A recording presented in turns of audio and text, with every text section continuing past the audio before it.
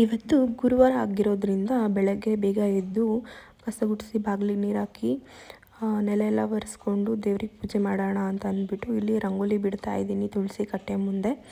So rangoli ನನಗೆ ತುಂಬ ಇಷ್ಟ ರಂಗೋಲಿ ಬಿಡೋದು ಅಂದರೆ. ಸೊ ಬಿಟ್ಬಿಟ್ಟು ಮನೆಯೆಲ್ಲ ಒರೆಸ್ಕೊಂಡ್ಬಿಟ್ಟು ಕ್ಲೀನ್ ಮಾಡ್ಕೊಂಡ್ಬಿಟ್ಟು ರಾತ್ರಿಯೇ ನಾನು ಕಸ ಎಲ್ಲ ಹೊಡೆದ್ಬಿಟ್ಟಿರ್ತೀನಿ.